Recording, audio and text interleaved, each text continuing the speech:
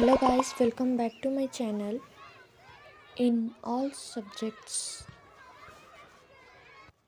और आज हम लोग क्लास 10th के चैप्टर 1 पद जो कि सूरदास के द्वारा लिखे गए हैं उसका भावार्थ करने वाले हैं।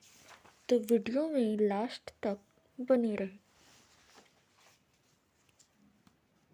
भावार्थ तो हमारा पहला है, ऊधो तुम्हो अति बड़भागी, अपरस रहत स्नेह तगाते, नाहिन मन अनुरागी।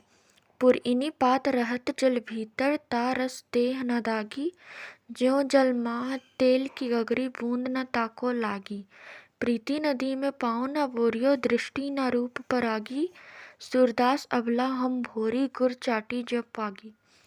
तो इसमें इन पंक्तियों में गोपियाँ उद्धव से व्यंग्य करती है। कहती है कि तुम बहुत ही भाग्यशाली हो जो कृष्ण के पास रहकर प्रेम और स्नेह से वंचित हो। तुम कमल के उस पत्ते के समान हो जो रहता है तो जल में, परंतु जल में डूबने से बचा रहता है।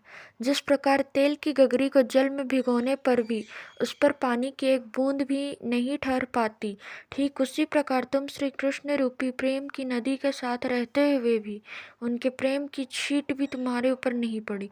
तुमने कभी प्रीति रूपी नदी में पैर नहीं डुबोए।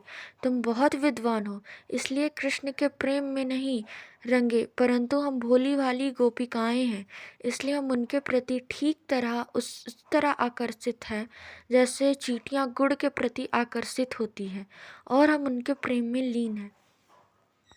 दूसरा पद है, मन की मन ही मांझ रही, कहिए जाई कौन पे उधो, नाही परत कही। अवधि आधार आस आवन की, तन मन बिथा सही।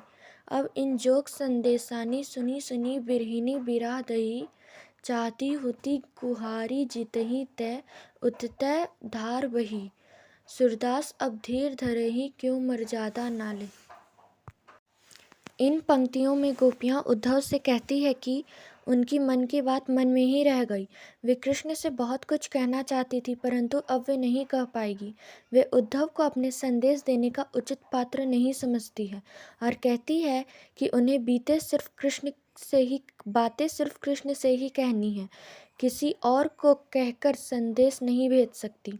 वे कहती है कि इतने समय से कृष्ण के लौटकर आने की आशा को हम आधार मानकर तन मन हर प्रकार की विरह की ये व्यथा सह रही थी, ये सोचकर कि वे आएंगे तो हमारे सारे दुख दूर हो जाएंगे।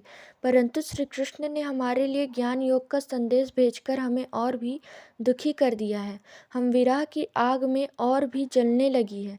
ऐसे में कोई अपने रक्षक को पुकारता है, परंतु आज हमारे रक्षक ही दुख का कारण है। हे उद्धव, अब हम धीरज क्यों धरे जब प्रेम की मर्यादा ही नहीं रही।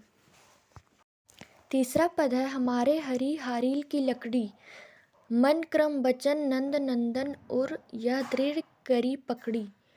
जागत सोवत स्वप्न दिवस निसी, कान्ह कान्ह जकरी। सुनत जोग लागत है ऐसो, ज्यों करुई ककरी। सु त्यो व्याधि हमको ले आए, देखी सुनी न करी। यह तो सुर तिन्ही लै सौंपो, जिनके मन चक्री। इन पंक्तियों में गोपियाँ कहती है कि कृष्ण उनके हारील की लकड़ी है। जिस तरह हारील पक्षी लकड़ी के टुकड़े को अपना जीवन का सहारा मानता है, उसी प्रकार श्री कृष्ण भी गोपियों के जीने का आधार है। उन्होंने मन, कर्म और वचन से नंद बाबा के पुत्र को अपनाया है।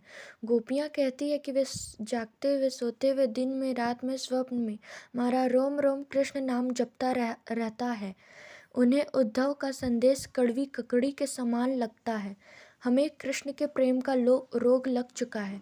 अब हम आपके कहने पर योग का रोग नहीं लगा सकती, क्योंकि हमने ना तो इसके बारे में कभी सुना ना देखा। आप जो यह योग संदेश लाए हैं वो उन्हें जाकर सौंपे जिनका मन चंचल हो, क्योंकि हमारा मन पहले ही कहीं और लग चुका है।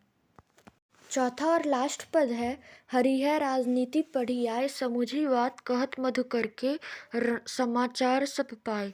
इक अति चतुर होते पहले ही, अब गुरु ग्रंथ पढ़ाए। बड़ी बुद्धि जानी जो उनकी जोग संदेश पठाए। उधो भले लोग आगे के, पर हित डोलत जाए। अब अपने मन फेर पाए हैं, चलत जू होती चुराए।